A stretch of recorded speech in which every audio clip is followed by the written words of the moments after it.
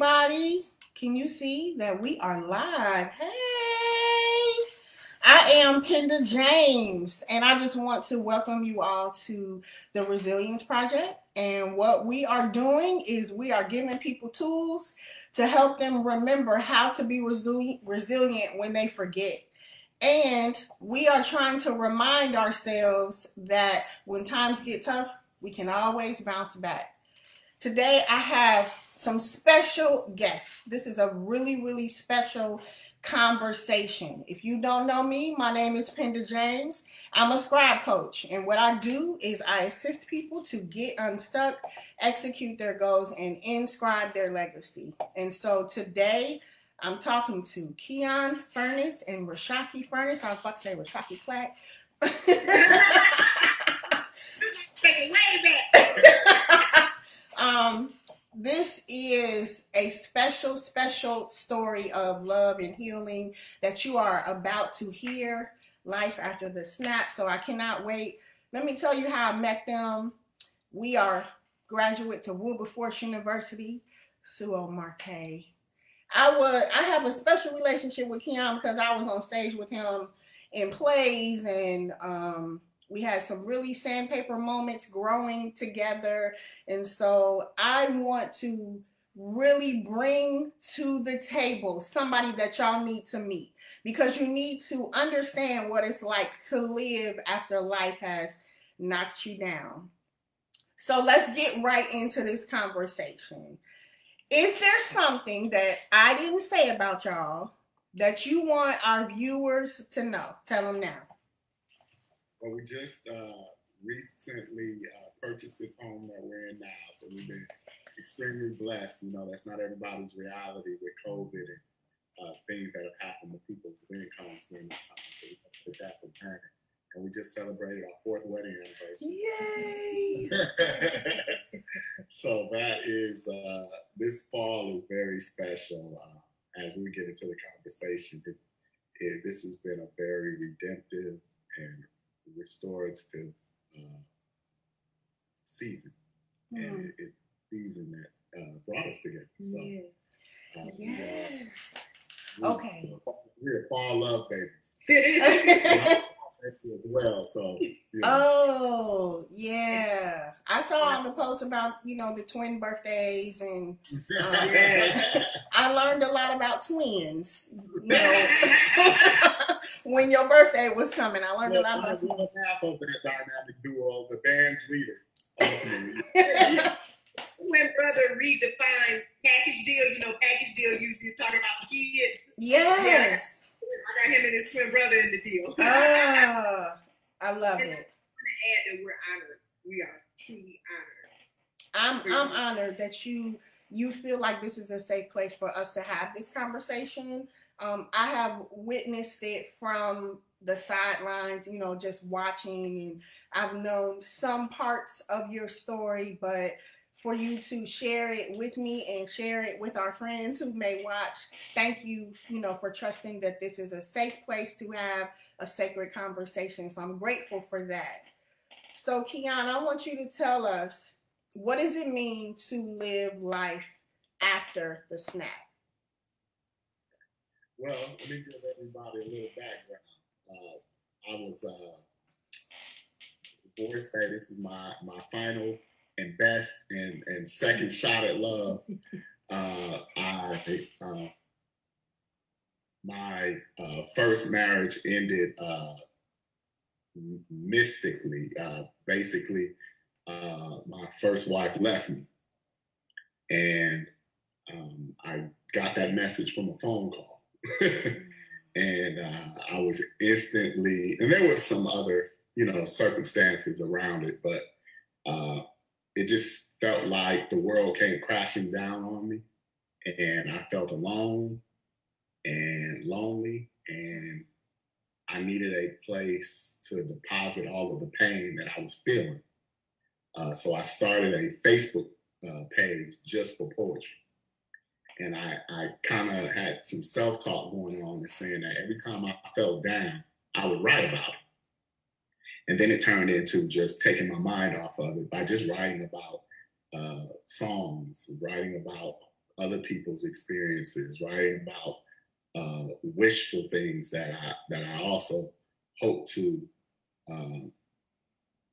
go through. And there's a lot of pain also there, but it was a opportunity for me to really just rinse all of the pain that I was feeling. And I was gonna say cleanse. Yeah, it's definitely doesn't cleanse. But the name of the book actually was inspired by the Marvel movies that were out, the Avengers Endgame. Wow. And the other Avengers movie, Endgame, and I always lose the first one, but the Infinity War. So in the movies, the character Thanos, who's the villain, he snapped his finger, and half the world's population disintegrated, disappeared. So I equated what it feels like when you get your heart broken to after the snap. Now you're picking up the pieces, and you've got to figure it out, So that's what living after the snap means. This was my breadcrumbs, because I knew I had hope that I would end up washed up on shore and that somebody would find me. And this is the breadcrumbs that showed me how to find safety and find high ground. And this was the three things I remember praying for was restoration, renewal, and revival. Why they all have R-E? I have no idea. maybe that's what. God has a sense of humor. Right? Moment, I had not drawn that conclusion. Thank you, Penda. You connected another dot. Thank you. Wow. I had not drawn that. So that's crazy. Yeah, so that's crazy, what living life after the snap meant for me. I'm an empath by nature, so I had some follies along the way, while we were trying to find each other. It was just a very sweet beginning. Lord knows what you need to get to be ready for. So, beginning of our fairy tale. Well, actually, our fairy tale is part of this trilogy. This book is a trilogy, and it's taking you from after the snap to me existing in the snap during the time before my queen here, and then it's going to culminate with telling our story in poetry. And so, how long do we have to wait for the next? Well, I started actually tinkering with the poems for the next book, so okay. I'm getting that itch. I'm getting an itch to perhaps the clarity of going into the new year. Other news that is afoot here in the country will hopefully usher in a new level of energy and creativity. And there'll be some more light in our lives. Yeah, because these are going to be some good stories, y'all. Are you sticking with the name? The names are kind of just... Okay, well, I won't share it. I won't share it in case it changes. But I will tell you this. Our foundation is friendship. Yes. And so, being his friend first, I can transparently say, woo, Lord, some of his dating adventures. There's no country for guys like me. When you thrust it onto the angry, mean society in the day, there's just not you think there would be, but there's not a lot of audience for that, for a guy that ain't playing no games. So, Reshockie, how did it feel for you to see your friend, my brother, broken like that? Like all of his pieces just scattered everywhere after the snap? Ooh, it's so interesting you said that, because again, we started out as just friends, woo alums, and I felt like most of the people that I know that know him and love him. And I was really upset for him. Like not even interested romantically yet, right? Mm-hmm. But it was more of a, how dare people not see you? How dare you not be appreciated just for the man you are? Not my man yet, but just for the man you are. How dare people not see that beautiful man inside of you? So yeah, I was mad. You know, my Detroit was yes. You know. Yes. It rose up, huh? It rose up. It did. But I'm so thankful that he was not everyone's cup of tea, because he's mad. I'm grateful for that. That's very important. One of the phrases or terms I throw around in my book is jigsaw. Felt like I was shard glass, scattered. But as I was building my resilience, I was starting to see myself as a beautiful mistake. And that this because that was the other thing. You feel guilty after the books. You feel like you let people down. You feel like, but the thing that was comforting was there were lots of people, coworkers, family, friends, people had been through it, and it wasn't a big deal. Once I began to forgive myself, then I was really living in my happiness now. And that is true for both of us. You know, this is a remarriage for both of us. And just, you know, he was always bragging on how I saved him and how I found him. And we found each other. I remember sitting there talking to him just as a friend, and him making statements like, you know, your scars are what make you beautiful. You know, you live some life. And we always say that what was special about God's timing, okay? Because you want his perfect will in his perfect timing. What was special about that was completely the fact that we had both done our work. We weren't, you know. Yeah. Oh, yeah. And that's where the book and the poetry, well, it wasn't a book yet. The poetry really helped me have some real conversations. Because people were able to read my poems because they came through like posts, and they were able to really ask me questions about, hey, what do you think? What are you feeling? What are you listening to? I was in that group. Yeah, absolutely. Me too. Absolutely. You know, and I believe that is why I am a scribe coach, because I believe that scribes record history. And so this is your history. And so when you sit around tables 10 years from now and you look back at the 3 books that you've written and the progression of pain to restoration to, I forgot the other prayers, which led you to Reshockie, you know, and you look back on what God has done for you, not only did you use those words and those tears became your healing balm, but other people will be healed as a result of that. And because it's poetry, Kian, you're going to have to talk about it. You're going to have to talk more. You just won't need to be sitting somewhere like, and blah, blah, blah. You know.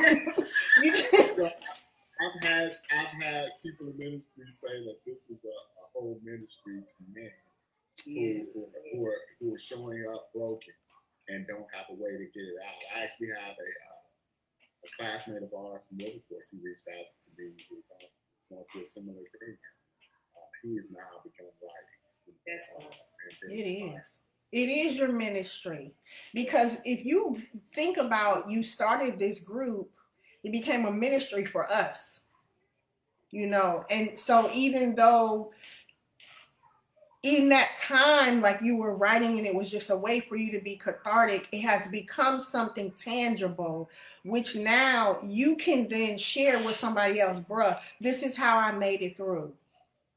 And it doesn't matter if it doesn't make sense. It doesn't matter if it doesn't rhyme. Just put your words on paper. Your words hurt when they come out, but let them nails come on out and etch them onto the paper. And it's healing for women too.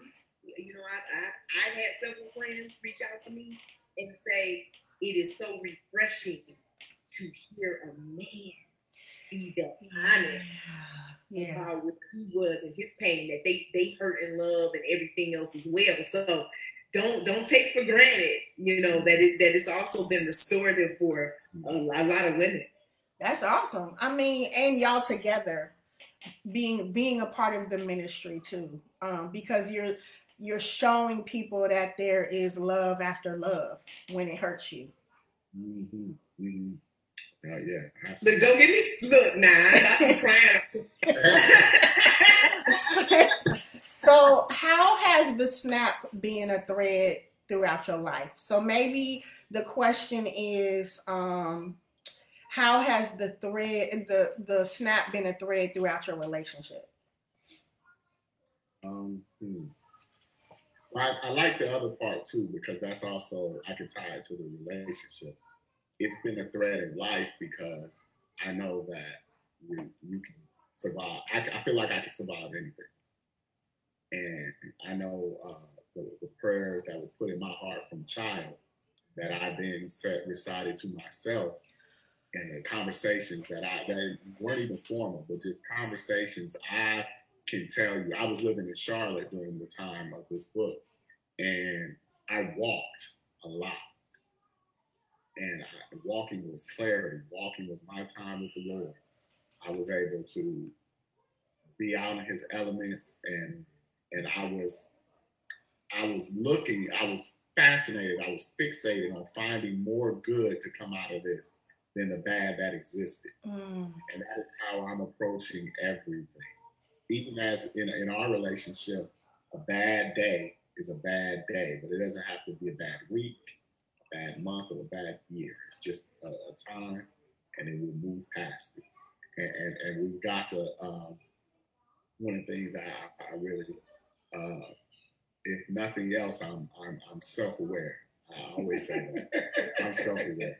And I think going through this, the ego that gets smashed when your wife leaves you, ego's gone. I don't think I deal with an ego that most men deal with, because the ego shoots. I felt free, and I think, that kind of freedom, it reminds me to never be too up or down. And it allows me to check the temperature of my love too. Mm-hmm. To always make sure that as things might be just coasting along swimmingly, you make sure you do a tune-up. You come back in and you make sure that there's not more you could be doing. Yeah. Don't take it for granted. Yeah. This is so good. It's so rich, and it's so I think when you have like traumatic situations in your life, sometimes it's easy. I think a lot about Bobby Christina. Like after my mom passed, I was like, I could see how Bobby Christina failed the way that she did, because losing your mom is like, it's you losing your cheerleader, the one person that when nobody else loves you, your mama got your back. And so sometimes finding the joy in it is hard, but you have to look for it. There's joy in the brokenness that you had after the snap, because it brought you to where you are today. It is. And I totally look fondly. We talk about Charlotte all the time, because then we, as friends, we were hanging out in Charlotte. She would come down from where she lived in Raleigh, and it was about a 2 hours change drive. And we would hang out as friends. I was involved in poetry and in others going on there at the time. And when we look back at our time, of course, I had my own independent time preparing myself to meet back up with her. But when we finally look at that, I used the term breadcrumbs earlier. Yeah. I see the path, like when you're camping and you leave a little popcorn or something when you're out on the trail so you can make your way back to safety. This is safety, and this was me finding her and everything that I was doing. I always tell people this too. What I did was more of who I am. I'm a poet at heart. So for years I had not been active in poetry. But that was part of the inspiration, the thing that writers and people who are creative need is you need your life to be arranged and organized in a way for you to get your first inspiration from the people close to you. Yes. And I was in an unhealthy marriage that was not inspiring me. So in spite of her leaving, I felt like there was growth. You know, I was sprouted. I was coming into my own again. It was a new birth. You know, it was fresh fruit growing. So I was able to do more of my poetry, and the poetry is actually what linked us together, because I reached out to invite her to my poetry event. And then we started hanging out as friends after that and catching up. And next thing you know, we're here. We're here. I'm grateful for that. This is amazing. Yeah.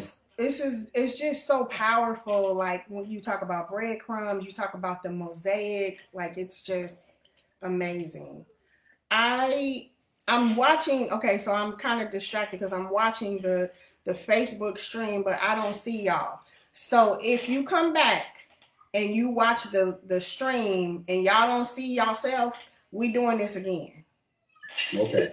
I'm just saying that, and I'm saying that to the live people that's live, because I don't see y'all on here. So if not, we'll just pull the audio and I'll just share the audio. You know, I'm still learning this whole, because this is just me having conversations with people that I care about. So it's important to me that y'all's story is told and they can't see y'all. And so I'm like, we might just have to come back and do this again. Let me just hold the phone, please. Let me see something. Oh, she said, somebody said it's cool, we can see them. No, Latifah, y'all need to, they can hear you, but they can't see you. So let me see what I can do here. Give me one moment, hold the phone. Because we just had this awesome conversation and they can't even see y'all, they just seeing me. Hold on. Hold the phone. I'm going to end this live stream. Even though y'all can hear them, I want you to see them. So I'll be right back. Stay there.